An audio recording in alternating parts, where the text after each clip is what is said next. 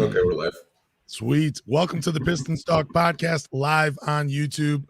I'm your host, Lance Caprosi. Follow me on Twitter at Lance Caprosi. Follow my co-host, Anthony, if you haven't already, at Pistons Talk across all social media platforms. All right, let's get this started. First thing we're going to be talking about, Killian Hayes, excuse me for my voice. Were the expectations too high for Killian being drafted 7th overall? For the people watching the YouTube stream right now, feel free to send us in your thoughts. What were your expectations for Killian Hayes when he was drafted 7th overall? I trust Anthony to pick the best comments to post on the screen. He will post those here in a little bit. But expectations, this comes from James Edwards' recent tweet, and I thought it was interesting. I did disagree with him on a little bit, but I'm going to read it for you guys. He says, I'm always curious if people base expectations on number 7 picks from the NFL. The number 7 pick in the NBA isn't the same as number 7 in the NFL. Being a role player with that pick is fine. Look at the last 10 number 7 picks before Hayes. 8 are just role players or out of the league. So what are your thoughts on James Edwards' tweets? Let's just talk about the actual pick of number 7. Do you think most people think of it as like he's saying, like the NFL, that we shouldn't have day one aspirations for players with the 7th overall pick?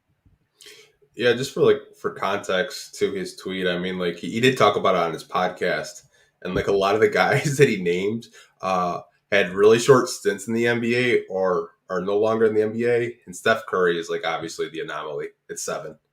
But I think the expectations for him as like for a fan base, I think a lot of fans, like they wanted Killian. Like I remember when I went on your podcast before, I wanted Killian. Like, Yep. But my expectations were, I knew he was a project. And I think some people saw the highlights. They saw this kind of James Harden-esque step back threes. They saw him, playing in Germany, like, oh, wow, this is a guy. This is a point guard we could build around. But like, I think fans kind of looked at those highlights and they didn't really watch like the full games. They didn't see him struggle. They didn't see the turnovers. They didn't see any of that. But I think I'm still in the Killian Hayes camp. I think he can be a good player, but he's a project player. Like if you wanted a player during that draft class, in my opinion, Tyrese Halliburton should have been the pick because he was a NBA ready point guard to produce right away. And I think we can both agree there.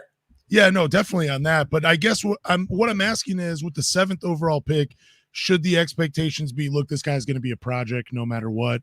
It's not like the NFL. You should not expect someone to be a day one starter or a day one role player with the 7th overall pick. Like, I think that's where I disagree with James. I do agree with him about the NFL part, but these last few draft classes, you have gotten day one starters or day one role players, guys that contribute immediately, picks 1 through 7. Like, I don't think that's an unfair expectation for the 7th overall pick, because the guys coming into the NBA, especially the last few draft classes, they've been really talented. They've been really skilled. They've been really good, and they've been able to help immediately. And I think that's where the frustration comes from fans, because I'm in the school of thought that if you're drafted 7th overall, you should be able to help the team from the beginning. You can still be labeled as a project, but you should have enough skills to be able to contribute from the beginning, that you are from day one. You should be able to do that with being a 7th overall pick. And that's where I disagreed with James on it. Yeah, I mean, like, I think it kind of depends of if you ask a fan, like, what you value out of a first overall pick, I guess. Yeah. Like, I think that's where people kind of disagree, and there's disagreement with Killian because he was a first overall draft pick. And they're like, well, if he's a number 7 overall draft pick, then he needs to be averaging 15 points a game. And I think that's where people and fans' expectations are really high right now. It's because he's not, continuously, averaging like 12 to 15 points a game. So they consider him a bust because he's not up to their expectations. But I mean, over these last couple of games, it looks like he's more confident. I mean, he had 15 points last game. He looks like the 7th overall pick.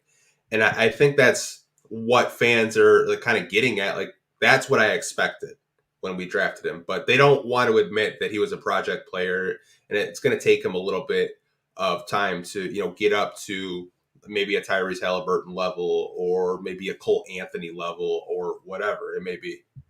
So let me ask you this. How many games of Killian playing the way he's played right now, how many games will it take do you think, for fans to drop the bust label we've placed on Killian? I'll admit I've been critical of Killian pretty much this entire season.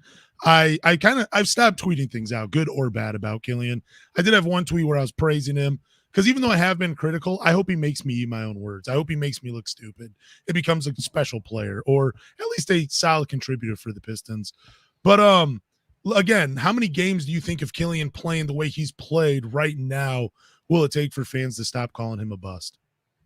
I think he would have to probably keep up this pace for the rest of the season.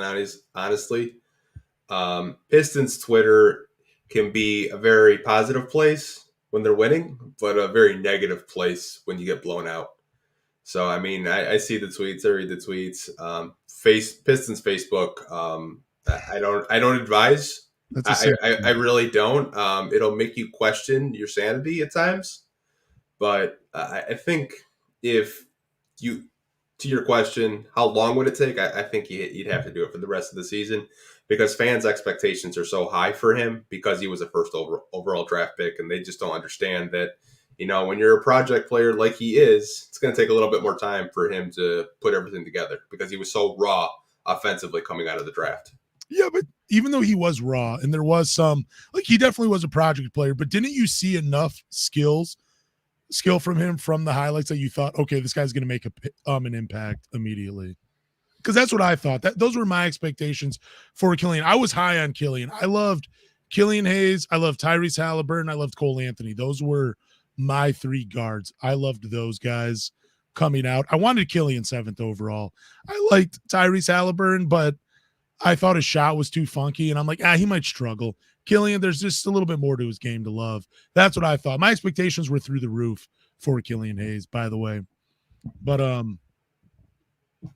yeah, I mean, for my expectations, Killian was on my radar, but I guess you would have to kind of go back to what were the Pistons as a team at the point guard position. I mean, a year before you buy out Reggie Jackson, obviously. You bring in DeLon Wright that year, you do sign DeLon Wright. You have Killian, but like I said, my expectations for him, during that draft class is I wanted Onyeka Okongwu. Actually, he went 6th of the Hawks. I was high on Killian. I thought that from watching the highlights that there was potential there. What I was more high on him was defense and passing. Yeah. Because I thought that's what really stood out when I watched the tape on him. Now, offensively, when you did watch the clips, when his offense was flowing, the team played a lot better. But even Troy said it during his press conference that, it's going to take him a little bit of time to, fully develop. And if that offense does develop, you have a two-way point guard. And he says two-way point guards in the NBA are very hard to find. Yeah, they are. I don't know. The jury's still out on Killian Hayes for me, though. But do we get any comments on what other people's expectations were? No comments? I thought people would have it. No, not a single one. That hurts. That hurts. The first time we tried this, wow, that sucks. Well, even if you do have an expectation for Killian Hayes, you want to share it later, feel free to do it. But we can move on to news. We got some. For sure. That's embarrassing because you can tell my face is getting red right now. So news, we had return of Alec Burks and Marvin Bagley III. Alec Burks, 17 points, 2 rebounds, 1 assist, 5 of 12 from the field, 1 for 5 from 3. But he did that in 25 minutes. Marvin Bagley, you really had to watch him play because the stats don't really justify it, but 4 points, 4 rebounds, 1 assist, 2 blocks in 17 minutes. But his length was a factor on the glass. Whose debut were you more excited about, Alec Burks or Marvin Bagley? I think Alec Burks, just because we talked about him for so long. Yeah. And we're like, oh, what's going on with Alec Burks? When is he going to play? When is he going to play? I thought his minutes off the bench actually kept the game closer than it probably should have been. Like you said, he had 17 points, and he looked like the guy that we were hyping him up to be. I mean, he's a guy that, can come off your bench as a six man, could be an instant spark plug, kind of play in between that, combo guard position. And I'm really happy to see how him and Killian gel off the bench together. Obviously, like with Marvin Bagley, could have sworn he like tweaked something or got re-injured. There was a play last night where he got tangled with a Celtics player, and like he was kind of gipping like the rest of the second half. It didn't really seem like he's back, but it doesn't really feel like he's back, if you know what I mean. Like it seems like he's kind of second guessing himself a lot. No, I saw that play. Yeah, it looked like he hurt his knee. It looked like he came down on it awkwardly, but he was still able to make it up and down the court a few times. But you could tell because there was another collision off of a rebound when the Pistons were on offense where he like didn't like immediately get out of the way, but he got his knee touched and he just tried to get out of there as quickly as he could. So yeah, Marvin Bagley, he is back, but it's going to be probably a couple games, maybe even a couple of weeks before he is back to getting that 14-7 like he was last year. But I was more excited about Alec Burks' returns and what he could do because we need, like the Pistons need another shot creator off the bench. So it was nice to see someone actually be able to do that outside of Cade Cunningham, Sadiq Bey, and Jaden Ivey and Bojan. So that was nice. But what kind of lineup do you see? I'm starting to see the way Killian and Hami have been playing. There's no way Alec Burks takes Hami's minutes, right? We're probably who's going to be the odd man left out? It's hard because I know, like, you looked at the lineups, like the Pistons were playing Bagley and Duren together because obviously they still want to have two big men on the floor. You even had Sadiq and Isaiah Livers play the 3-4 together, and then Hami out there with Killian. So, I mean, it's really hard unless they get away from the two big lineup. I mean, I don't really see where you'd probably stop Sadiq from coming off the bench, and you would make room for Burks and Isaiah Livers together because you need that scoring off the bench. I mean, like 17 his first game and this is his first game. I think you need his scoring. Like, obviously I like Hami, he's a really good slasher, but like, perimeter wise, he's just not the shooter Burks is. So you still think Hami is the guy that falls out of the rotation? Because I was looking at it this way: you have the starters, and then you have Duren, Bagley, Livers, Diallo, Hayes, and Burks coming off the bench. You get 6 guys that all deserve minutes, but based on the way they're playing. And I mean, Alec Burks and Marvin Bagley, it's just they've been doing it in the NBA for a little while. Like, you're not going to ignore them. You're not going to just have them sitting on your bench and not play them. But the Pistons it's a good problem to have. You have 6 guys that can play meaningful minutes off the bench. Who is the odd man out? I think it's a fair question. You're saying Hami. Yeah, it might be Hami, even though him and Killian have played pretty well, and I love his slashing ability, getting to the hoop, but I can't see them taking minutes away from Marvin Bagley or Duren off the bench. Yeah, like I said, the only way they could really have all of them on the court is you got to stop playing the 4-5s together with Bagley and Duren. You kind of have to make up your mind what you want to do at the power forward and center position, because I think if you would have a Hami, a Burks, a Killian, a Livers, I think it would make more sense offensively, because we all know Duren isn't a 3-point shooter yet. I think he could develop it over time. Bagley, I think from 15 feet out, he can at least hit the rim. He can graze the rim, but I don't think he's the shooter. So I know they're experimenting with, a 4-5 combo of Bagley and Duren. Eventually they want to do Duren Stewart, but I mean, it's just experimenting. I just think, offensively, if you want to have your bench flowing, you're going to have to, to stop the experimenting for now. Maybe do it in practice more. Maybe, they can gain more experience and, play off each other and build chemistry. But for now, I would just stop it completely. Stopping the big man lineups, the 2 bigs. Yeah, it's just, unless someone's just going to become a knockdown 3-point shooter, like Stewart is the only big man right now where it would work. And you're not going to, put Duren, or maybe you put Bagley in there with Stewart as a 4-5 combo. But even then, it's just kind of like, help side, Bagley is going to need the help side like probably 80% of the time because he's not the defender Duren is. So to me, it's just experimenting at this point. And I just don't think you should be kind of doing those types of lineups when, it just hasn't proven to work so far. Yeah, I think if you're going to go too big, you got to have Isiah Stewart out on the floor all the time because he's the only guy that can spread it. So, yeah, I don't know. The season's lost in my opinion. So experiment away. Just have fun with it and, just at least remain competitive. What was that? I wanted to ask you, you posted something recently about the 5 best Pistons. Mm-hmm. What was the context behind that? And why was Duren over Stewart? The impact with that was plus minus on the floor. And Duren has one of the better plus minuses so far this season. So does Saddiq Bey and Jaden Ivey and Bojan and Cade. Not to say like a lot of people were upset Stewart was out of it. Yeah, I saw that. Obviously, Stewart is playing phenomenal. He's doing his best out there. I mean, like if he was 2 inches taller, he'd probably, be averaging close to 20 and like 15. But I mean, he's doing his best out there. He's hustling. I appreciate that. 3-point shot is something that has developed a lot over, the past year and a half and starting to look like that stretch forward that a lot of people thought he would be. So it was just all plus minuses though for that. Plus that. I probably should have put that in the graphic. Yeah, I was confused. I'm looking at this guy. I'm like, dude, he is just trying to spark a conversation, not putting why these 5 guys are on this. In injury news, Cade Cunningham out for the next 3 to 4 games with the shin soreness. This news came out 2 days ago, I believe. So he's probably out for the next 3 games. Probably see him at the end of the week.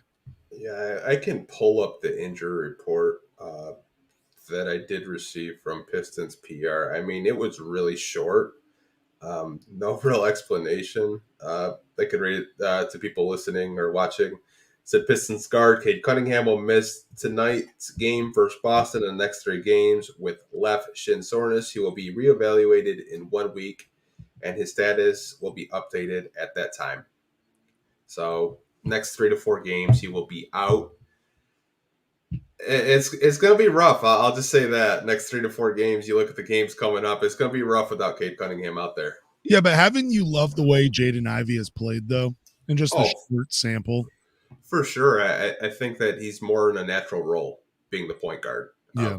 I just love him, kicking it out to the open shooters on the perimeter. I think he's more in his natural element, having the ball in his hands, just like Cade is. But it's pretty interesting. I know a lot of people are already speculating about like when Cade does come back, like who's going to get the ball. It's still Cade. It's Cade's team, right? Yeah. For sure. You drafted Jaden to play off of Cade, but that was actually going to be my question. Well, it wasn't going to be just like that, but I was going to say something along the lines of like, this is going to be the week Pistons fans turn on Cade, and this becomes Jaden Ivey's team. You already know what's coming. Yeah, I mean, like that Boston game, I think was really eye-opening. The first Boston game where he damn near like flirted with the triple-double like the whole game, and he was just everywhere. I just love the way he plays, man. Like I love Jaden Ivey. I love his energy. I love the way he just plays basketball. It's just so much. It's so fun to watch. Like it is a fan because I really haven't seen an athlete like that probably since Grant Hill. Yeah, he's something special, man. I've tweeted about it plenty of times, but his burst of speed just getting to the rim is unreal. He's like a blur. It's just I feel like part of him just stays back for a split second, like the color of the jersey, because he moves so fast and has to catch up. But yeah, Jaden Ivey, truly special. Hopefully him and Cade can make it work out and no Pistons fans get any wise ideas. So I did have a question for you. Okay. So let's say this needs surgery for Cade. Ooh, okay. Because I did send, there's another tweet from James Edwards that Dwayne Casey thought that this was an injury that happened in training camp. So Dwayne Casey speculating that this was an injury that already happened, and maybe it's inflammation in his shin, which, inflammation could last a day, it could last, several weeks. So So my question to you would be is how cautious would you be with Cade? Like, would you just reevaluate him and just have him wear a brace, or would you allow him to fully recover? I mean, is this shin splints? Is this what we're talking about here? Is that I what the shin they soreness? they haven't even said if it's shin splints, if it's an inflammation, if it's a bone bruise. They haven't even done an MRI yet, I think. I think regardless of what it is, I think you just have to reevaluate after the timetable, after the 3 to 4 games. Just reevaluate him, see what he can do. But I mean, if it's shin splits, I would just let him sit out probably for maybe like a full week or 2 weeks, if that's what it is, because those can be so bothersome and they can be there and affect you all year long, man. It becomes a real problem. Yeah, I would just rest them for a little bit. This season, like we've talked before on past podcasts, they're not going anywhere. This is just a developmental season. Try to get a top 5 pick. And if that means sitting Cade increases the chances of that happening, fine, so be it. It's all right with me. I would just rest Cade and I would ease him back into it. I wouldn't try to rush him back.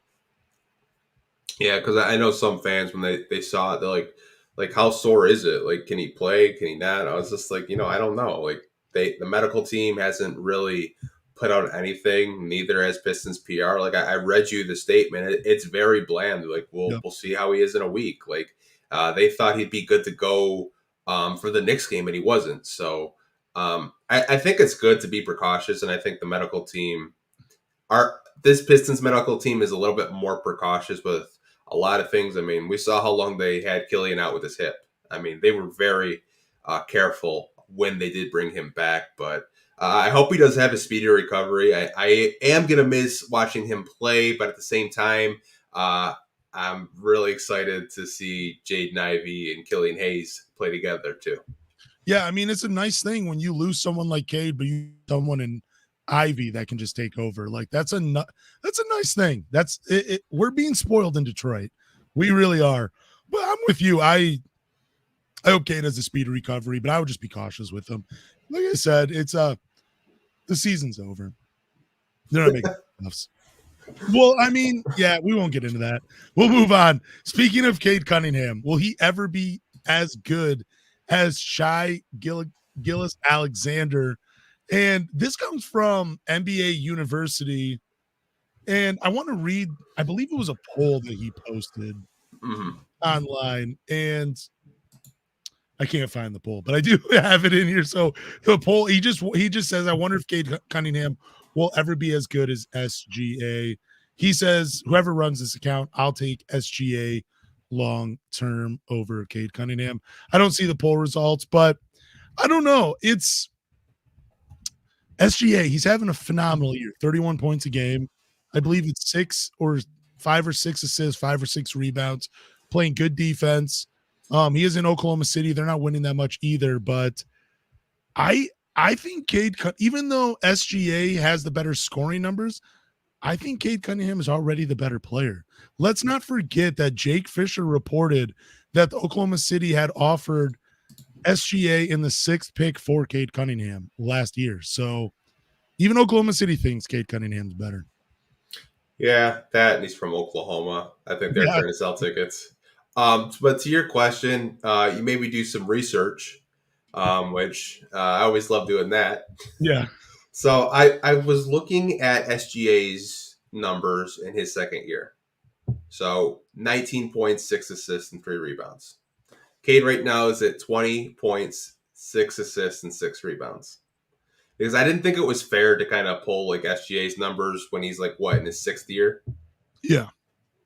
I think Cade has the potential to get up to SGA's numbers if he wanted to. I mean, we've seen him score 30 points at halftime. I think he has the potential to be a scorer if he wants to be a scorer, but he has the potential also to get you, 10 assists on a nightly basis. I think Cade could be better than SGA, but it all depends on how this team is built at the end of the day. I think, yeah, it's not fair to compare the numbers, but also SGA, I mean, the Pistons and the Oklahoma City Thunder, they are both at the bottom of the barrel. But Cade Cunningham, you're not going to see him average 30 points per game with this Pistons. You got Ivy, you got Bojan, you got Sadiq, Isaiah Stewart, Alec Burks is returning, Marvin Bagley, all scorers, all guys that want to get shots up. You're not going to see Cade average 30. So I think it's unfair to compare the numbers. But I do think it's a pretty fair comparison because these two, I think, are probably as close as it's going to get in terms of players. They're both 6'6", can play lead guard, off ball. They can stroke it from the outside. They can attack. They can play defense, rebound, pass the ball. They are very close when you compare them to. But I think it's ultimately Cade that's the better because I look at Shai, even though he's been the man in Oklahoma City for 4 years now, 3 years. But his first year there, they made it to the playoffs. But he's playing with Chris Paul, playing with Dennis Schroeder, playing with Danilo Gallinari. So we haven't seen it with Cade, but I don't know if SGA can be the man on a good team. Like, can you build around him and go far into the playoffs? Only time will tell. But the 2 times he's made the playoffs, he's been on some pretty talented teams. Yeah, for sure. I think that Cade really, this is probably the best team he's ever played on. Yeah. Like, you just like SGA played with a lot of talented people. I mean, even when he was with the Clippers, I mean, he played with a lot of talented players. I mean, Cade's best player he's played next to is Bojan, and nothing against Bojan. I think we all love Bojan on this podcast, and now we're actually saying his name right. Thank you, YouTube. Thank you, YouTube comment section. I swear our pronunciations on players' names sometimes, man, we botch them. Yep. But I think they're similar to your point, but I think you have to give Cade a little bit more time. I mean, like, give him an actual rim runner. Give him a guy like a Pokashevsky. Like, we just really haven't seen enough from Cade to kind of say, well, SGA is a better player. We don't know.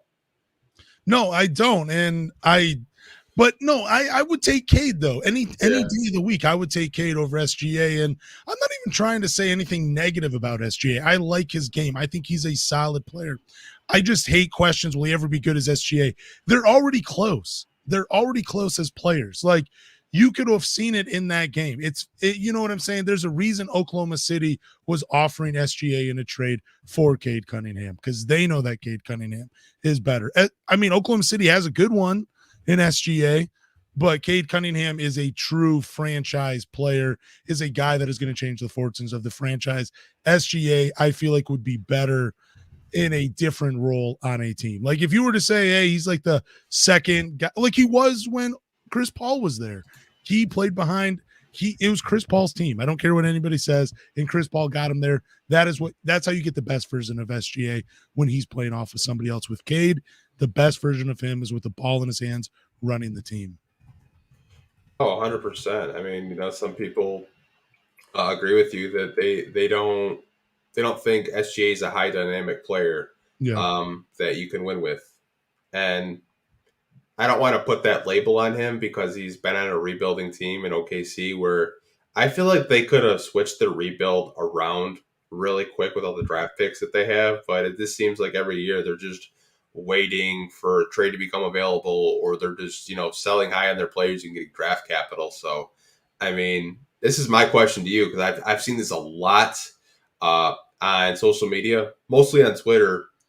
Could you see the Raptors trading for SGA? Oh man, yeah, because he's from Canada. Who would you? I wonder who they would have to give up. You would. Oh man, probably OG Anunoby and some pieces for sure. Yeah, they'd probably try to keep Pascal and Scotty Barnes, but everybody else is probably available. Is that a rumor, SGA to Toronto, or is that just what fans are talking about? See, it was a fan rumor, but now it's starting to get traction. So it's like, I actually kind of love that for Toronto. I'm not gonna lie, that would be pretty cool. I would like that for SGA. It'd be pretty sweet to see him. But man, OG Anunoby, man, he's on my fantasy team on both of them, and I like the way he's playing in Toronto, so I don't want to see that change. So for selfish reasons, I don't want to see it happen, but for basketball reasons, that would make a ton of sense. Yeah, I mean, Toronto's got a nice young core over there too. So I mean, we do.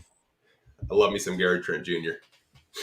Yeah, he's a solid player. Love Pascal. Still love Scotty Barnes, one of the only people that believed in him when he was being drafted. That is a fact. But anyways, speaking of the draft, out of the last 4 number 1 overall picks, who would you take first? We have Zion Williamson, Anthony Edwards, Cade Cunningham, and Paolo Banchero. What is your order, Anthony, of those 4? What order are they in? Is it just like how it is on the screen right now? No, God, Oh, no. That was just Photoshop sizing, and I got impatient. But this is hard. I'm probably gonna go Zion, Cade, Paulo, Anthony Edwards. So are you saying Zion is number 1 out of these 4? Are you saying 4, 3, 2, 1, or 1, 2, 3, 4? Zion would be number 1 on my board. Okay. Ooh, little different though. Interesting. Okay, walk me through why Zion number 1 out of these 4.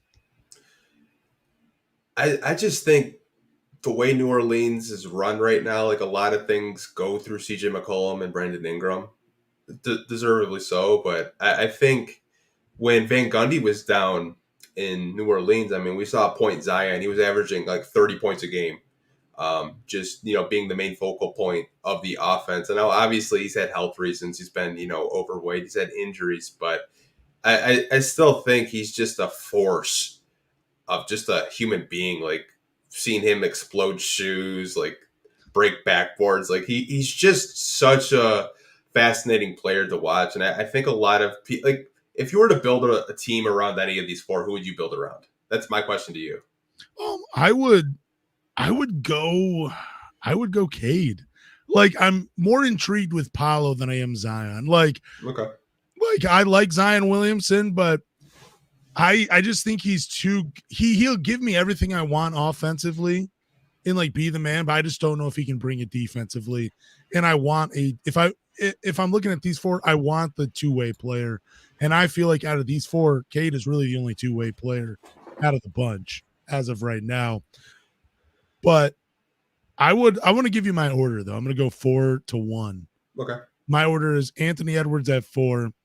Then I have Zion Williamson at number 3, mainly because of the health issues. I would be afraid to draft him because of the health issues.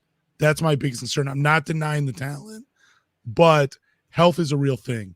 If you're available, that's better to me than anything else. Then I'm going to go, this was tough. Number 2, I'm going to go Paolo Banchero.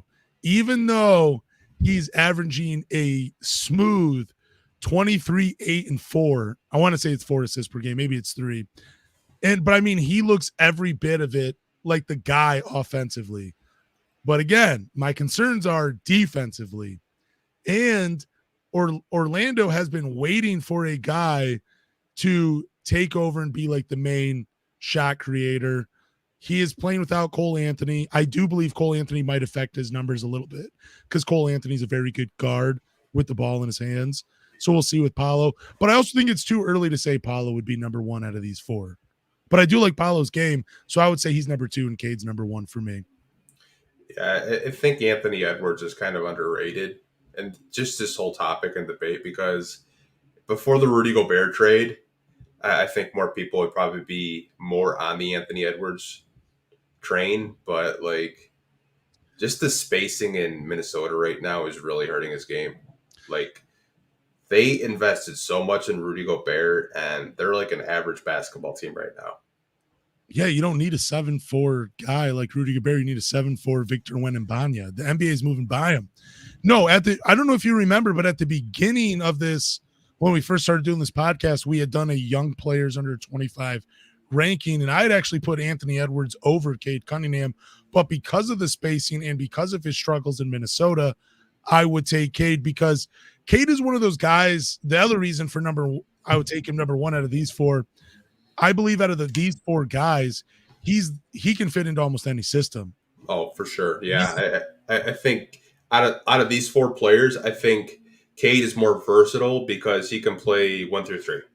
Yeah. Like Paulo, I think offensively is, I compared him to Detroit Blake Griffin, I think last podcast, because how highly I think of him offensively, because he's doing things as a rookie that he just shouldn't be doing, man. Like he's just a monster out there.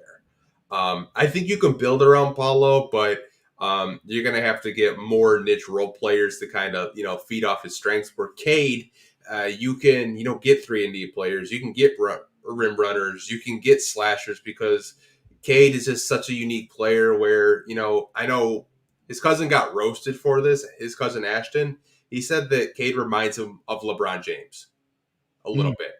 And like, the more I thought about it, I mean, the more he's kind of right. I mean, like, Cade can get to the basket if he wants. He can facilitate at a high level. Obviously, his turnovers can be concerning at times, but he's still a good passer.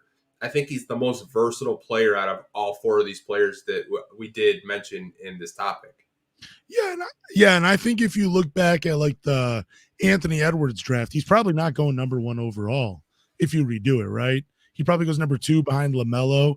And then if you look at the Zion Williamson draft, some might even say he goes number 2 behind Ja Morant. So it's hard for me to pick those two guys over Cade when I don't even think they would go number 1 overall in their own draft class.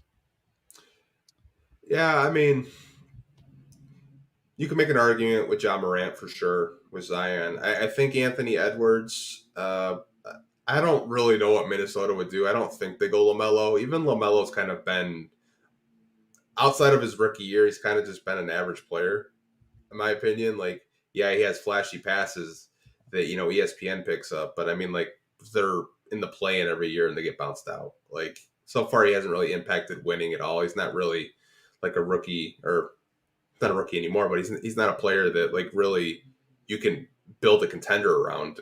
Because obviously Charlotte would have done it by now. I mean, they've been rebuilding for years, it seems like. And it doesn't help that, like, half of their roster is getting arrested. Like, nothing against those guys, but, like, their character and, like, it's not good if you're the Hornets. But, I mean, I think Edwards still goes first in that draft, though. That's just me. If I were redoing it, I don't want to get into that conversation, but I did kind of accidentally bring it up, but I would take LaMelo over Anthony Edwards 1 and 2. But again, it's not a knock on Anthony Edwards or Zion Williamson. I'm not trying to be disrespectful to them. I just think Cade's game is just so good. And I do think that at the end of the day, he is going to be light years ahead of them. And as a basketball player, he's just going to be better than them overall. So, but we'll see what the future holds. Isiah Thomas. I hate this beef, by the way. He has beef with Michael Jordan. Let's pull up what he said.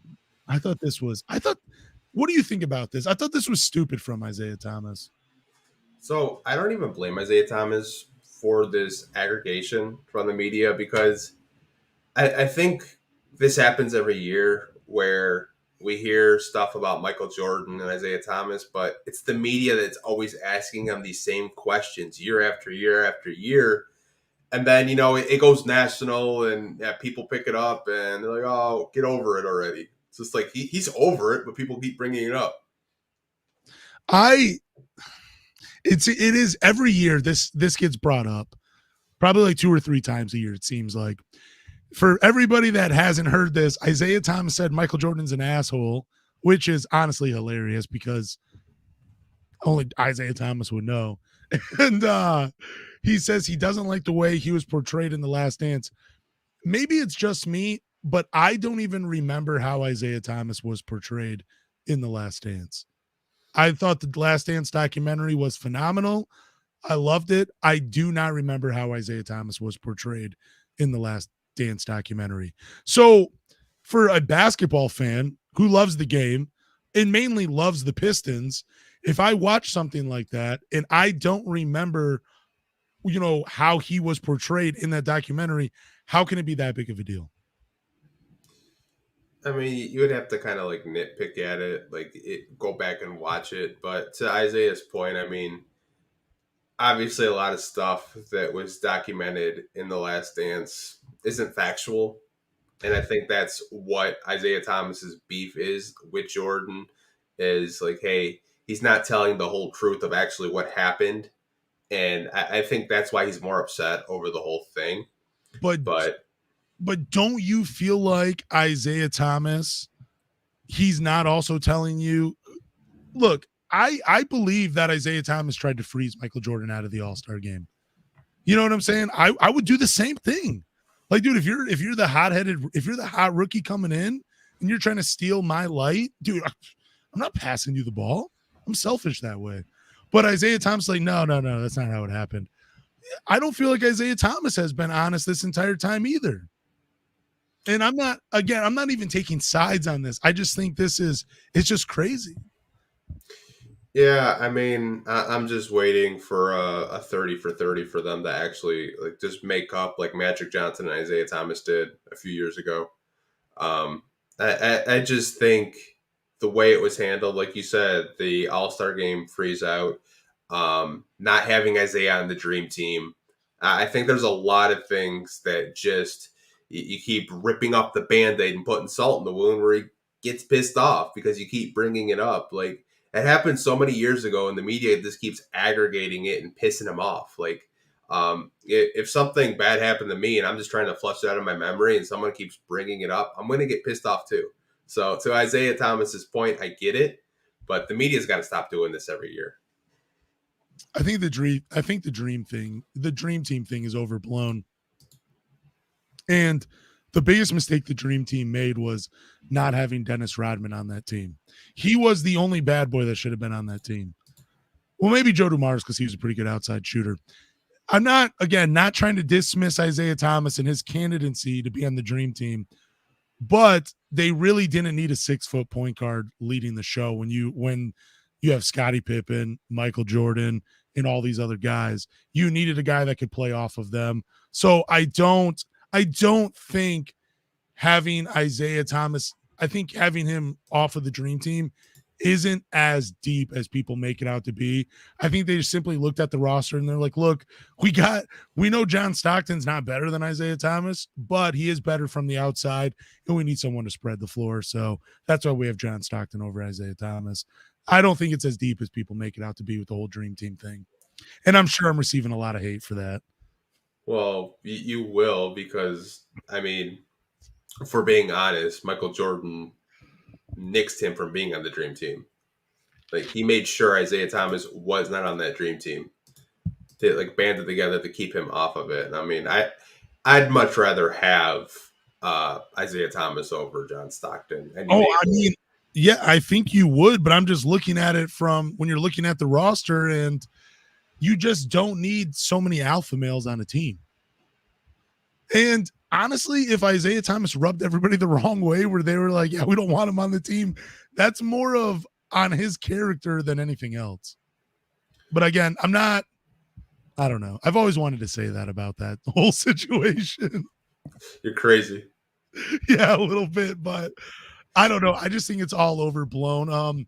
There was one part where I think Isiah Thomas truly gets upset. And I think he's talked about this before. And I want to say it's in the book Hoop Dreams. I want to say it's in there where Isiah Thomas, this is what happened with Isiah Thomas, why he hates Jordan. He goes home to Chicago after winning the championship, and he sees most people wearing a Chicago Bulls jersey with Jordan on the back. He had gone back to Chicago where he was once beloved. It was his city. He was the guy. Everybody wanted to be Isiah Thomas. He wins the championship. He goes back, and people are like, fuck you. I don't like the way you play basketball. Michael Jordan is the king of Chicago. That's what I think has truly happened. And Isiah Thomas has just been upset with the way it was handled by the city of Chicago. Yeah, I mean, I'd feel some type of way if I win a championship in my city and I see some bum in a rival jersey too, man. You go home and your nephews are just wearing Jordan's jersey. It's a slap to the face. Literally. But, like, hey, I think that's enough of, nostalgia, beef with Michael Jordan and all that stuff for sure. Honestly, man, like, we'll probably see this again in a year, and we'll probably be talking about it again. Oh, I'm going to call 6 months. 6 months, it's going to be something like John Sally comes out and he says Michael Jordan really wasn't a jerk to Isiah Thomas. Here's the real story. We'll be talking about this again in 6 months. Oh, good grief. Let's move on to current Pistons, though. Jalen Duren and his impact on the floor, Jack Kelly, he tweeted out some stats on Jalen Duren. He says Jalen Duren has been an absolute deterrent in paint so far, swatting shots like a young Dwight Howard. He ranks number 3 in NBA amongst bigs for percentage points difference within 6 feet. Players are shooting minus 15.3% field goal percentage. When he faced with Duren in the paint, he's a monster. So Jalen Duren, I don't know if all of the numbers really point to his impact on the Pistons, because I think you have to watch him play to really see it. Because even like he is changing the way guards drive on the Pistons when he's out on the floor. Like that's his impact. You have to look past the numbers and watch him play to really get an idea of how good Jalen Duren has been defensively for the Pistons. Oh, 100%. I think what was really telling with that stat is guards are shooting 15% less when faced by Jalen Duren. To your point, he's blocking everything. Yep. He's contesting everything. He doesn't care if he gets a goaltend. He's still swatting that shit. He doesn't care. Like, I think that's what I love about him. His help side defense, we talked about it last week, have not seen help side defense like that. Dare I say, since Ben Wallace. Like, I haven't seen that kind of rim protection in a long time. And I think he's so raw offensively. But, I mean, the fact that Charlotte passed on this man, like, and they took Mark freaking Williams over Jalen Duren, man. Thank you, Charlotte, for screwing up again. I just love this draft pick, man. Like, every time I watch him play, I get more and more excited for the future. Yeah, there's not really much to say about his, because we've been so impressed with Jalen Duren. I've been super impressed because I did not think he would be this ready this early. He has been tremendous. Wipe from your memories that I ever said he belonged in the G League at the beginning of the year. Forget that I said that.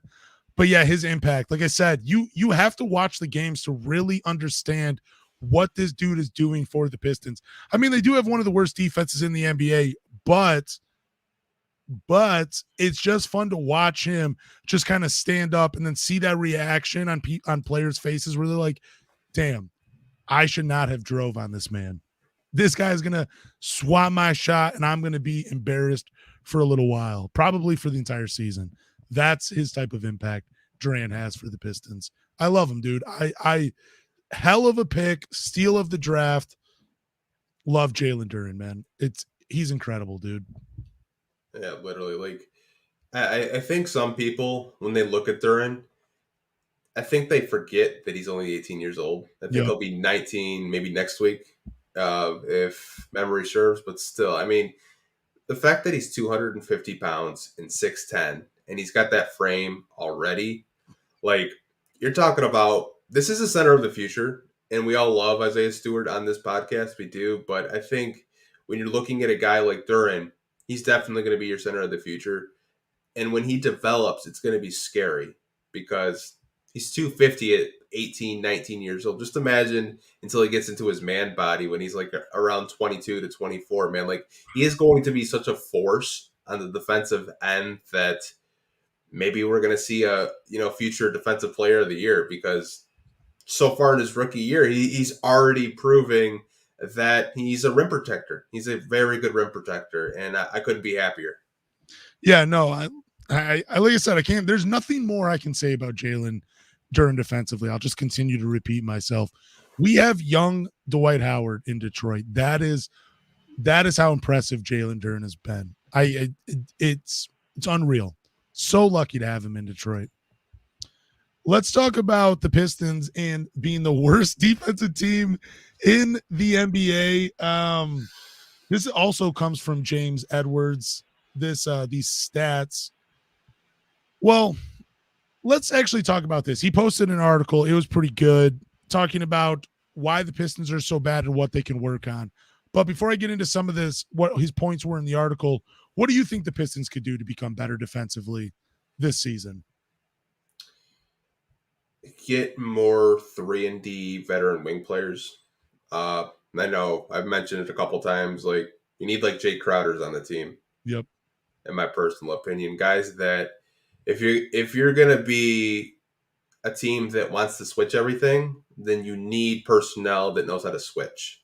They're still learning it, and obviously they're getting better game by game. But I think you need vets like that. You need those wings that know how to switch and communicate defensively. And I think the numbers wouldn't be so bad. And don't play Corey Joseph either. I think just him alone, he's probably one of the worst defensive bench players in the NBA.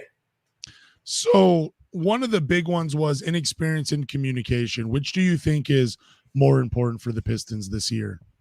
I mean, experience will come with defense, but like, do you think it's the inexperience that hurts them, or it's the lack of communication defensively? I think it's a mixture of both, honestly. When you're watching the games, you really don't hear them talk defensively. No. Like, nobody talks because no one knows where they're supposed to be. And I think at the end of the day, that's a coaching thing.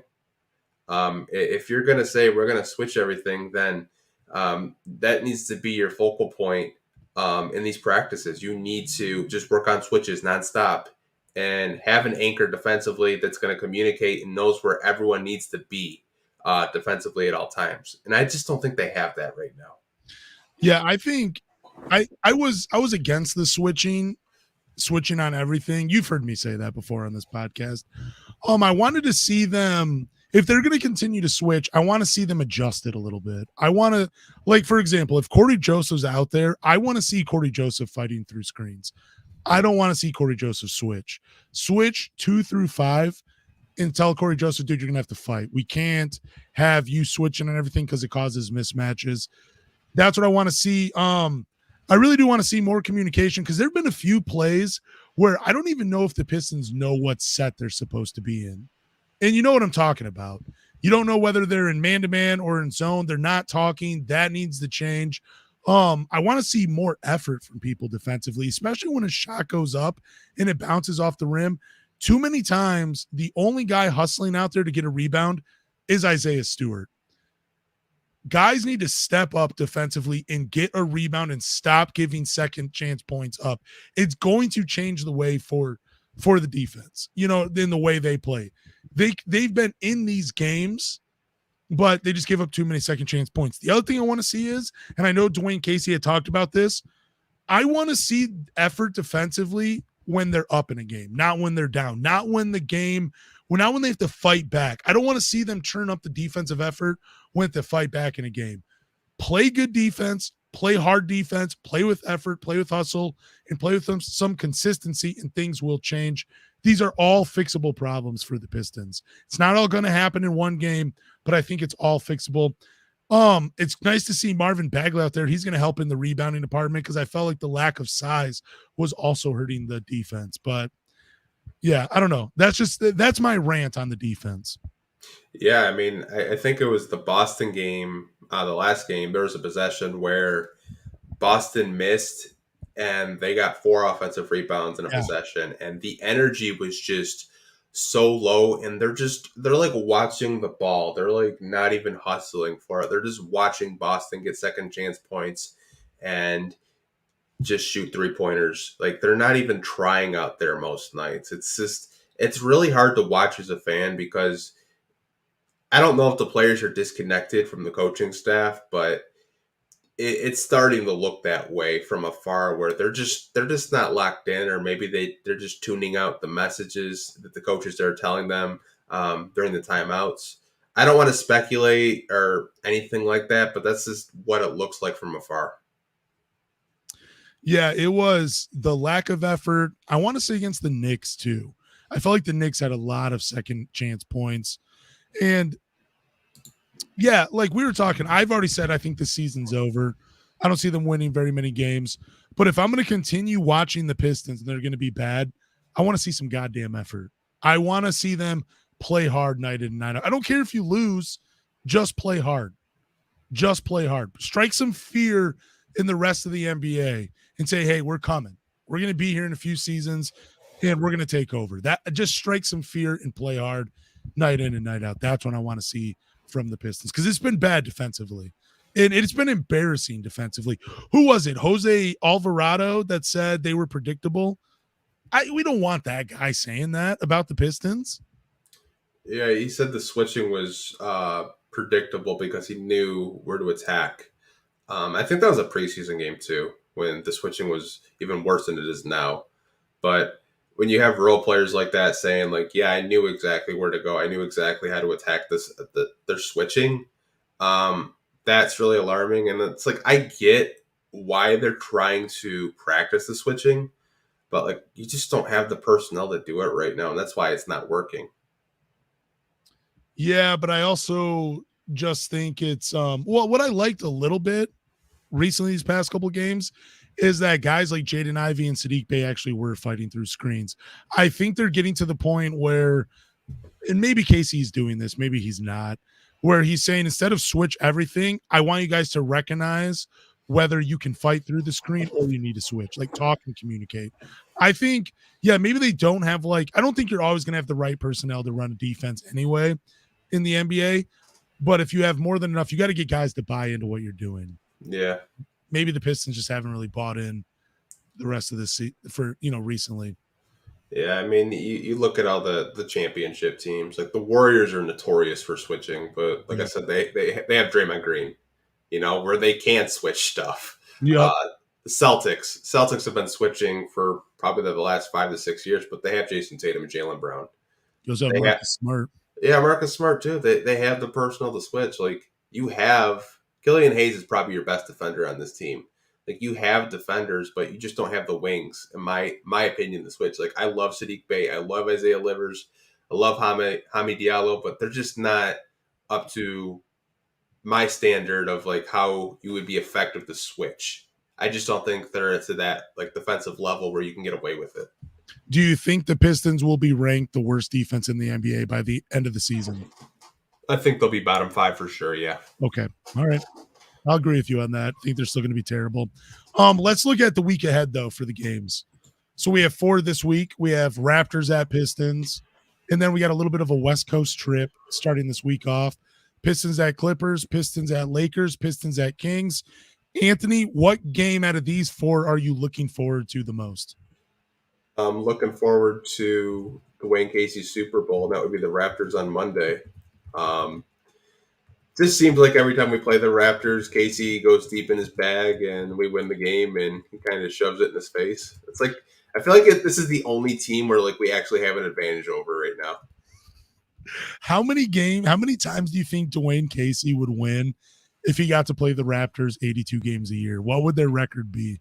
82-0. What are you talking about, man? He's so good against the Raptors. It's unreal.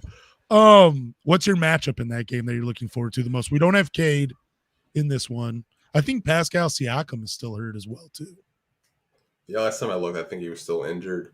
A matchup I would be interested seeing. Just from this game. Probably Gary Trent versus Jaden Ivey. Okay. Gary Trent is a piston killer. So when do you want to see Killian Hayes? Do you want to see Killian Hayes lock him up? Yeah, it just depends who's going to guard him. I really don't know if Jaden Ivey's going to be guarding, or who knows, they're switching, so. It's true. I'm looking forward to the Pistons and Kings this week. That's on Sunday. Well, think about it. You got De'Aaron Fox versus Jaden Ivey. That's going to be a fun matchup. Sabonis versus Isaiah Stewart. That's going to be a fun matchup. Keegan Murray versus Bojan or Sadiq Bey. Sadiq Bey personally versus Keegan Murray. That's going to be fun for me because I at one point said the Pistons should draft Keegan Murray but then trade Sadiq Bey to the Kings. So that's going to be a fun one to watch for me personally. See who wins the advantage of those two. So I don't really have one matchup I'm excited for in that game. They got a bunch of them. But what's the record for the Pistons this week? What do you think out of 4 games? How many do they win? 0. Oh, for 4. Okay. Yeah, I just don't see them beating anybody. Even the Raptors? You said they'd go 82-0 if they played 82-0. Yeah, I don't know. I mean, like, if Cade was healthy, I would say, yeah, there's a shot. But, I mean, I don't know, man. It's just the way we're playing right now. It's just the 3 wins you look at, Orlando, Golden State, and OKC. I mean, like, outside of Golden State. Those are two lottery teams with us. More likely thing to happen: Pistons beat the Lakers, or LeBron James and Isaiah Stewart throw hands. Pistons beat the Lakers. I'm going to go ahead and say the Pistons go 2-2 this week. Okay. I'm going to say wins over the Lakers and the Kings. I would laugh if we beat the Kings because they're trying to push for the playoffs so bad. I want to see the Pistons beat the Kings so badly. So, yeah, that would be mine. 2 for 2. So,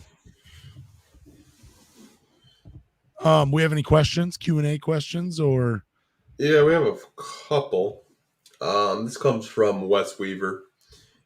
He had a question earlier through the podcast. He said, "Hey, this is wild, but how would y'all feel about getting Anthony Davis?" I felt like I saw someone post this earlier in the week on Twitter, maybe 2 weeks ago. Maybe it was on Facebook.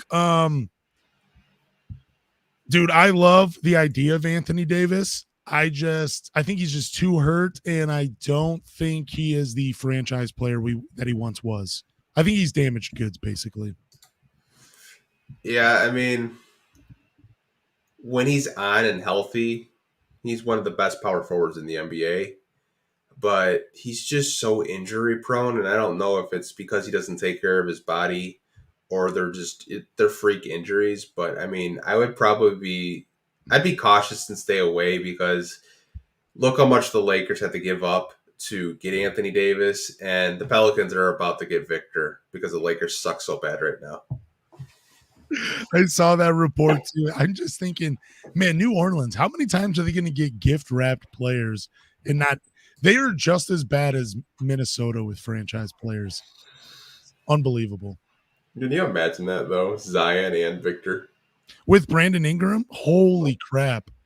With Dyson Daniels. How do you? Oh my god! And then you got Herb Jones playing the 2 guard. Wow, new favorite team right there.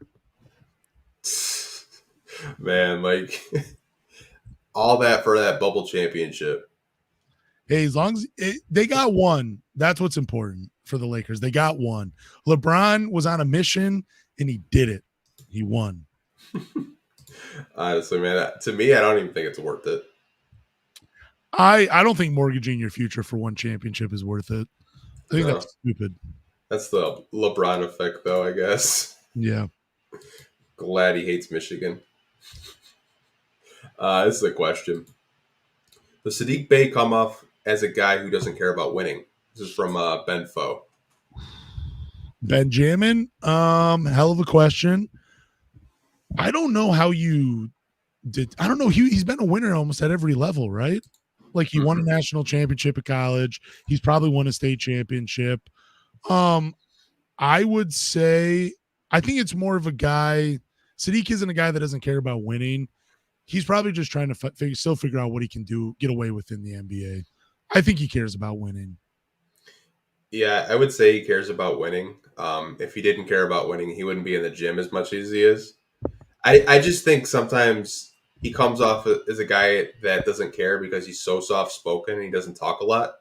And I think fans look at it like, he's not like loud and boisterous like guys like Anthony Edwards, Yep. Where they're going to tell you how he's feeling like 100% of the time. Like Saddiq's pretty reserved and quiet, but just because he's, quiet doesn't mean he doesn't care.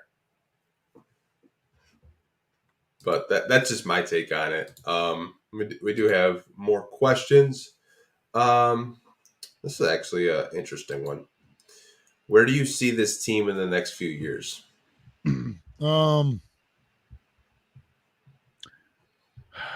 I have a lot of faith in them. I would say in the next few seasons, I see them as a second round playoff team, maybe an Eastern Conference Finals team. And I'm talking like the end of a few years. I'm not saying 2 years. I'm saying like 5 years for the Pistons to get through the second round to the Eastern Conference Championship.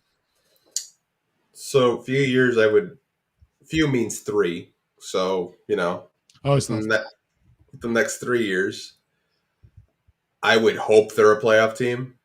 But, weird things happen in the NBA. Players can be unhappy, could request trades. Maybe you can't find the right head coach. I would say this team is at least a 6 seed within the next 3 years, and they're competing for the playoffs. Now, did they get out of the first round? I don't know.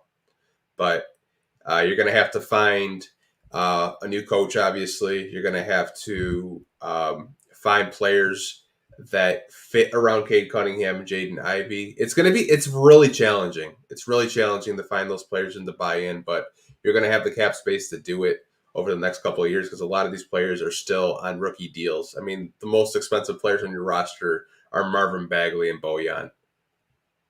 This is true. So that's a good problem to have. Yeah, definitely. So if a few is only 3 years, I'm with Anthony, 6 seed into the playoffs. But if a few means 5 years, like I think it does, which apparently I'm wrong, I would say second round to Eastern Conference championship game. Oh, for sure. That's another question from Ben. What 2 rookies were y'all right about so far? I was high on Walker Kessler. Dude, that's so funny. We were talking about Walker Kessler earlier, and I was high on Walker Kessler too. And I was reading stats for Anthony per 75. These were posted by Andy Bailey. And Walker Kessler's numbers per 75 possessions were 14-12 with 4 blocks. And then Anthony's like, yeah, but he's averaging 6 points per game right now. But yeah, I was high on Walker Kessler. For rookies this past class, guys I was really high on. I was high on Chet. We haven't seen him. I was high on Jaden Ivey. And I was high on Benedict Mathurin for sure. Those were my 3 guys I was really high on. Yeah, I mean, the guys that I was high on, I was pretty high on Dyson Daniels, which I told you he'd kind of be my dark horse for Rookie of the Year. And I was also high on the Spurs draft pick. I think it was Shohan, I believe, Jeremy Shohan. Looks like freaking the reincarnation of Dennis Rodman out there with his hair color every other game. I kept calling him Corey Brewer. You were really high on Jaden Ivey, though, too. Yeah, I feel like it's easy to call like first round draft picks, like 1 through 5. Really? I see a lot of people were saying positive things about Jabari Smith, and I was kind of like, I would not draft him in the top 3. I think his problem is who he's playing with, but that's just me. Yeah, I do too. I think a better fit would have been Orlando for him because then he could have been playing off of Franz Wagner and like Cole Anthony. I'm not saying they're tremendous playmakers by any stretch of the imagination, but I think he needs to play with more of a shot creator instead of being asked to be one. Yeah, I mean, I'm still pretty high on Jabari. I just think, once he finds how to play next to Jalen Green and Kevin Porter Jr., I think he can be a very good player. But like I said, it's hard to play next to those guys because they're so ball dominant. Yep. But I mean, his defensive ability his switch ability, like 1 through 4, is unreal. Like he has a lot of potential on that side of the ball, but I just wasn't very high on Jabari. But great question from Ben Jammin, man. Appreciate that. This one comes from Devian Weems. Can the Pistons win 35 plus games? If you're combining their record this year, next year, yes, but not this season. There's no way.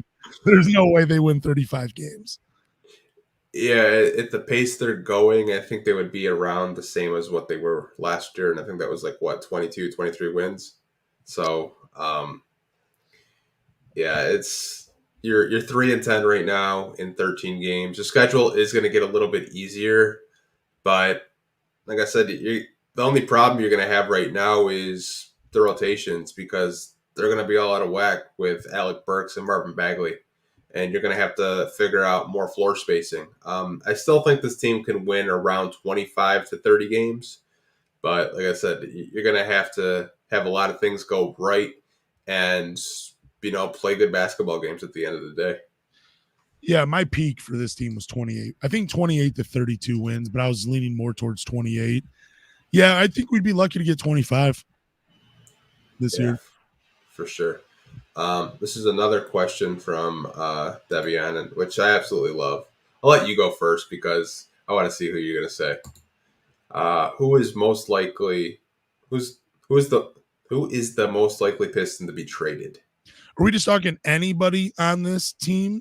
Because I would think Bojan probably has the best chance of being traded. But if I'm going to get spicy, I'm just going to try to shake the cage a little bit. Out of the core young guys, Saddiq Bey is most likely to be traded. I knew you're going there. You're like low key a Saddiq Bey hater. Dude, I'm not a hater. At your core, like you despise Saddiq Bey at your core. No, I despise Pistons fans that are just way too high on Saddiq Bey and aren't willing to take the rose-colored glasses off and look at him realistically. That's it. That is who did this to me, Anthony. Pistons fans that love Saddiq Bey too much. They made me into the way I am. There's nothing wrong with a podcast host with a little bit of rage. Thank you. Yes, now we know why. It's no secret. This is no secret. I want Isaiah Livers to start. Dude, Isaiah Livers has been really bad too. It's like 5 points a game on really bad shooting splits. He's been terrible. Dude, you've been hurt. You hurt me when you talk about Isaiah Livers, man. What did I tell you? What would happen? They would put him in Saddiq's Bey role. Nothing would change. Well, we can, dude. This is a lost year. Let's experiment a little bit.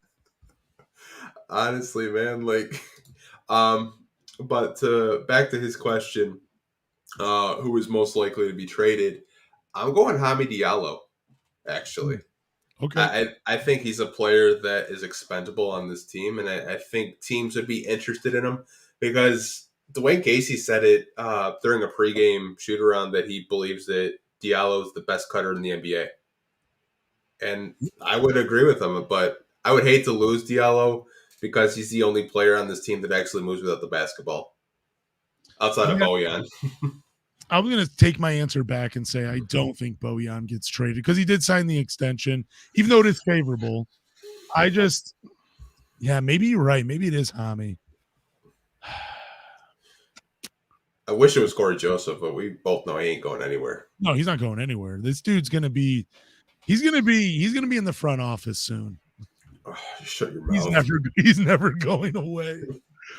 No, I'm gonna agree with you on Hami. I think Hami might be because it just seems like the minutes are just going away from him. There's no spot. It's gonna be in the rotation for Hami. Could be Noel too. Yeah. I don't know. It's like Noel you could trade, Burks you could trade, because of their contracts they have value because I think the second year of their contracts they're non-guaranteed. Yeah. But it's definitely interesting. Did you see them spell his last name wrong on his jersey last night? Yeah, I tweeted that out, and then you had the picture of it. That was pretty incredible. Yeah, I was watching it, and then it was Daillo, and I'm like, oh, he's gone. He's out of Detroit. They're sending a message. They're sending a message to him. The equipment manager, one of the equipment managers, messed up for sure.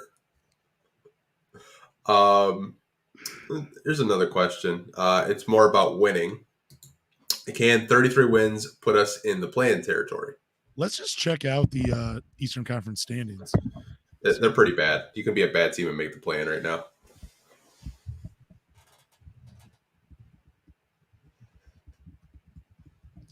So we were wrong about the Eastern Conference then this year about how good it was supposed to be. Oh, yeah. I mean, yeah, play-in team. Yeah, you probably can with 33 wins. It's just you don't really have the coach to do it right now. You just don't have the experience either. Yeah. It's just unless we make a trade for like another veteran, which I doubt we would do unless like it's like Karis LeVert or something like that. But I mean, yeah, it has to be another high impact veteran. But yeah, I think 33 wins could put the Pistons in play-in territory. But again, I don't see the Pistons winning that many games, and I just don't see it this year. But I think 33 could get you into the play-in. Yeah, for sure. Like, obviously, I know, like, I think that was the goal for Pistons fans is to make the play-in. Yeah. But I did want to talk to you about this because I've been thinking about it for probably the last week. Um, did the Pistons brass lie to the fans? Did the Pistons brass about the play-in, about the playoffs, or the expectations for the season? So let me rephrase it a little bit. Okay. They have never called this a rebuild. They've always called it a restoring. They told us they were going to be competitive. Have the Pistons lied to Pistons fans so we don't think this is an actual rebuild?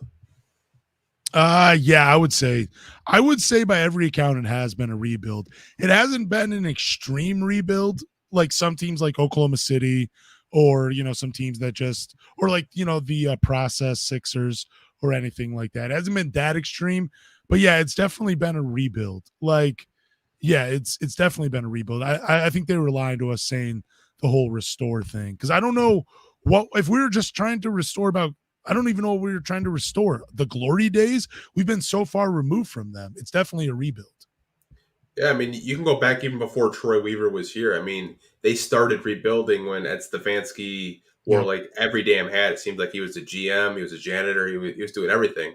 Like, you traded Andre Drummond for was it Brandon Knight and John Henson and a second round pick. Yep.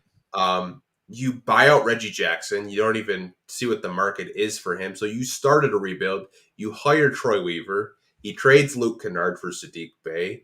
He does a sign and trade with Christian Wood with Houston. So you can draft Isaiah Stewart. You draft Killian Hayes. You get lucky. You win the lottery. You get Cade Cunningham and Isaiah Livers out of that draft.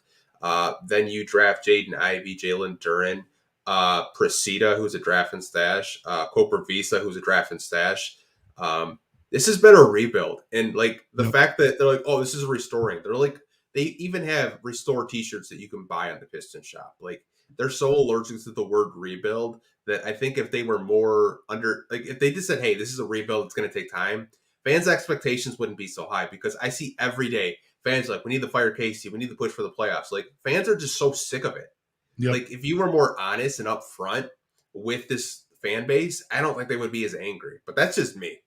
No, I agree with you. And that's a great point. And you're right. They do sell the restore stuff. I got 3 shirts in my closet from one of the Pistons games that say restore. I thought the restore brand, that whole message behind it was so stupid because I didn't know what we were restoring. You can say the glory days and that's easy. But again, we have been so far removed from them and we have no direction for this team. So you can't, if you were going to say like you could have done a restore in like 08, like because we were just a couple of years removed from being a contender, but it's been so far, so long.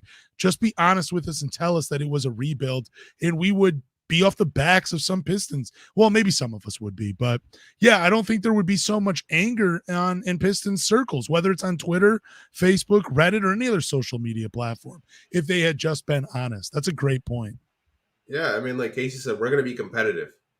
In the back of my mind, you know what competitive means? Winning. Yep. Like you can be competitive all you want, but it doesn't translate to wins. You're just pissing fans off. Like they're so allergic to the word rebuild, and I don't understand it. Like rebuilding isn't a bad thing. Like, yeah, you made 2 playoff stints with your core before Cade Cunningham and Jaden Ivey with Andre Drummond and all those guys in 2016 against the Cavs, and then I believe in was it 2018 with Blake and all those guys. Like against Milwaukee. Yeah, I mean, like, yeah, not every team's going to win a championship and they rebuild, but like, I to me, it's just something that I've been thinking about, and I just don't understand why this team is afraid to just commit to it. Yeah, you know what else says you're not a competitive team? Being the worst defense in the NBA. If you were going to be competitive, you wouldn't be the worst. You would give us a fighting chance every single time those guys took the court, and we don't get it. So I remember open practice, Dwayne Casey said that he wanted the Pistons to be a top 5 defense. Well, got a little more work to do, Coach Casey. A little more work to do before you become a top 5 defense. I'm telling you, every time in open practice they say something like crazy. Like I remember when it was Andre Drummond's last year. He's like, "We're trying to push for the playoffs," and they didn't make the playoffs. Was Dwayne Casey like, I want to be a top 5 top 5 defense at the end of this year, at the end of his coaching tenure in Detroit. What did he mean by that? He said for this year, this team. I was just like, oh, okay. Good luck. Good luck. Yeah, I think that was a great point. And again, just to reiterate, yeah, I think the Pistons franchise lied to the fans, lied to the fan base about this, and it's inexcusable because and rightfully so. We've just been dying for a winning team for years now, and that's all we want. It's all we want. I know we didn't get it to talk about it, but some people are talking about it in the YouTube chat. If you are watching live, the city jerseys by Big Sean. Oh yeah, they dropped. They're going to be wearing tomorrow against the Raptors. What are your thoughts on them? I liked them. These are the Saint Celia's jersey, right? The history of Detroit. I think they're pretty cool. They kind of remind me a little bit of the Milwaukee Bucks, but I don't know. I like new jerseys every year. I think it's cool for the Pistons and the branding. I just wish we weren't getting this many jerseys this year with the teal being returned for this season. But I'm a fan of the St. Celia jerseys. Yeah, same here. I think creative-wise, this is probably the most creative jersey that we've had of recent years. I think Big Sean did a really good job of, finding a historic landmark in Detroit and kind of paying it tribute, paying its respect. I know Earl Cureton did a really good job of, I don't know if you saw it, I think Bally posted it with like Dave Bing and Greg Kelser and all those guys talking about how like Magic Johnson used to, play there in the summer. Like people used to play there before they were like pros. Yeah. They were kind of saying like, it's not like Rutgers Park in New York City. Like people used to come up here when they were like in high school playing basketball and like how special it was. Yeah, that's what I thought was really cool. Just that history of how, that gym would field high school players playing against pro athletes in those gyms, just the stories and the games that those walls have seen and the people watching those games. It's incredible. And to get that in a jersey in Detroit when we've never had it, we've never had someone that has embraced the city with the team like Big Sean has. So it's tremendous. And I think, dude, I've seen anything negative about the jerseys, and I'm happy about that because they are a very solid jersey. And I think Big Sean did a great job of capturing the city in a jersey for the Pistons. Just overall, 10 out of 10. Great job. It's so funny because I know I mentioned this. Like I said, they're Pepsi Max and Verner's.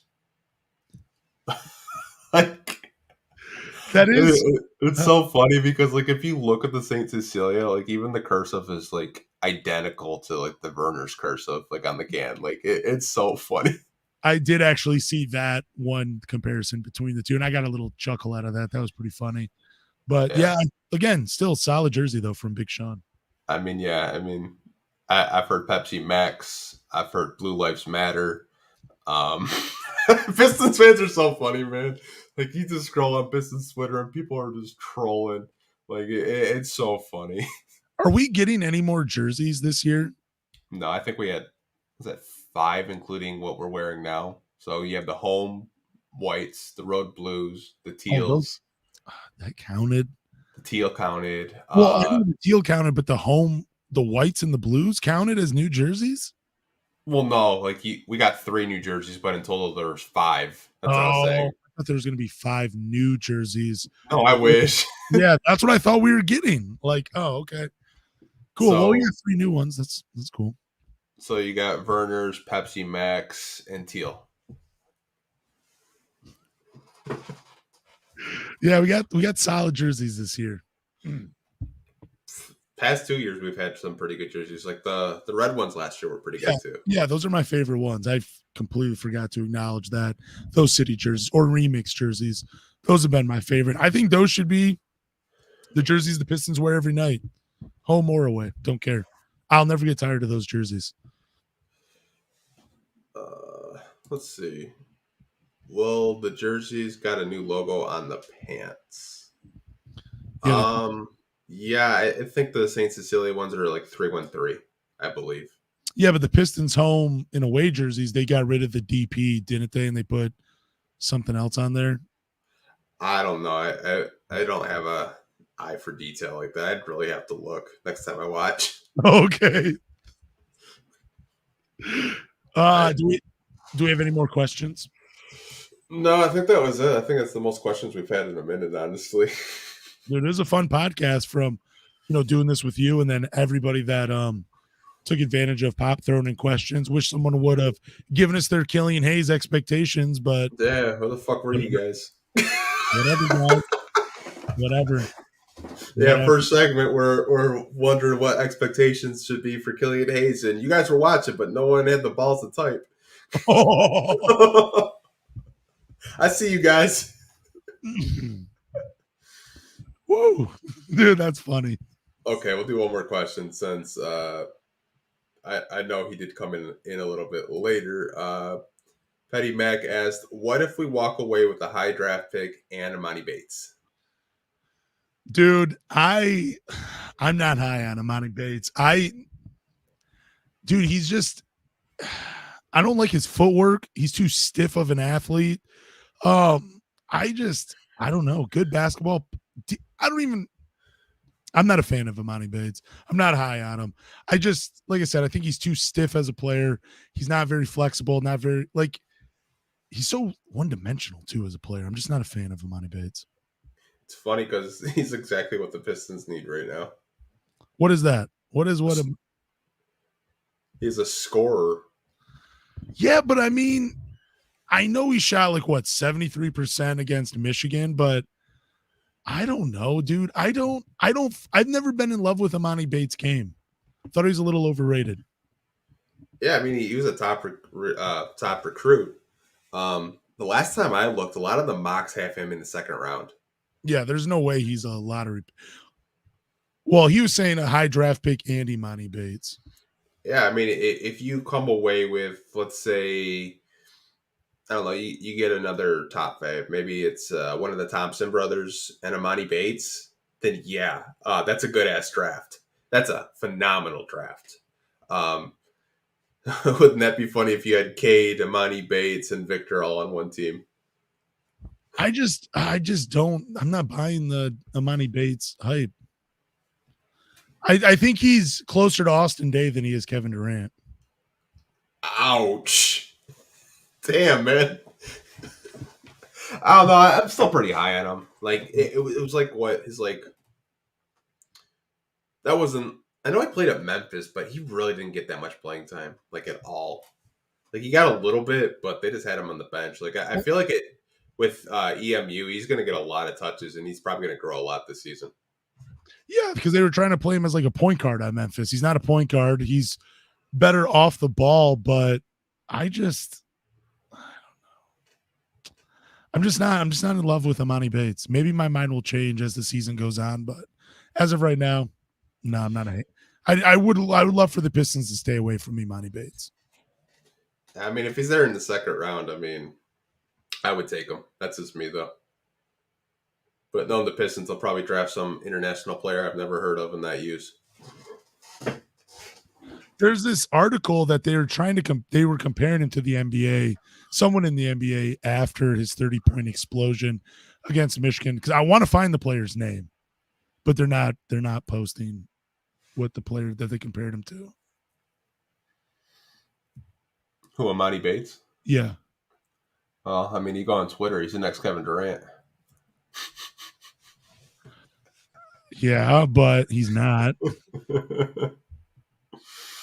Oh, literally, man. I don't know, man.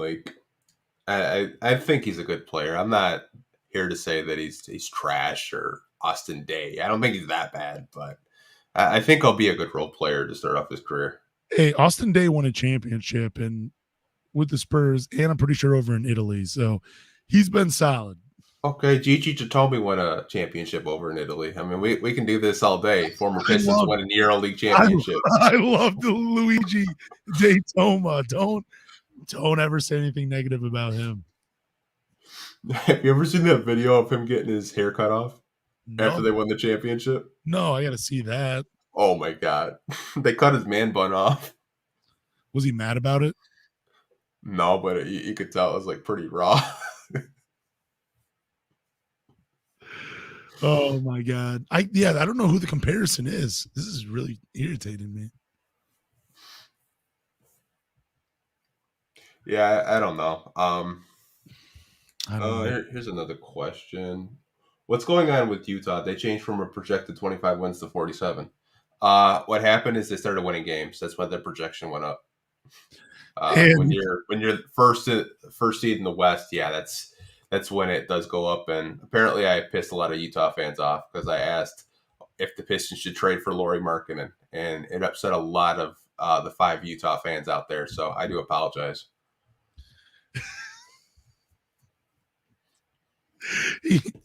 I don't know what's going on in Utah. They're just they don't want Victor Wembanyama. They do not want him at all. They said, "Look, we don't need him. We had a tall guy here one time. It didn't work out. We're not going down that path again. Instead, we're going to win games with Jordan Clarkson." That's what Utah has done. Yeah, I mean, they got Laurie Bird out there just splashing threes. So, I mean, that's one of the greatest nicknames ever, too. Did you see someone photoshopped his face onto Larry Bird and Jordan Clarkson's face onto Michael Jordan? No, I did not see that. Yeah, I was just like, man, like, honestly. Still trying to find out who they compare him to. Would you go on, like, Draft Junkies? No. This one's just Sports Illustrated. I don't know. Yeah. I don't know. Forget it. He's not special. Talking about Imani Bates. Will he play in the G League? I'm not going to make any predictions like that because I'm wrong about that stuff. So don't even listen to me. But we good to end this thing, or do you want to try to get some? Yeah, we're good. We've been on for like an hour and a half. It's usually how long our podcasts are, but appreciate all you guys watching, dropping the questions, watching along with us. Might tell the people where they can find the podcast and where they can support it at. Yep. Thank you guys for listening to the Pistons Talk Podcast. Do us a favor. Follow me on Twitter at Lance Caprosi. Follow my co-host, my main man, Anthony, at Pistons Talk across all social media platforms. After you do that, go to Google, Apple, Spotify, or wherever you listen to podcasts and subscribe. After you subscribe, leave a review, drop a rating, but more importantly, tell a Pistons fan.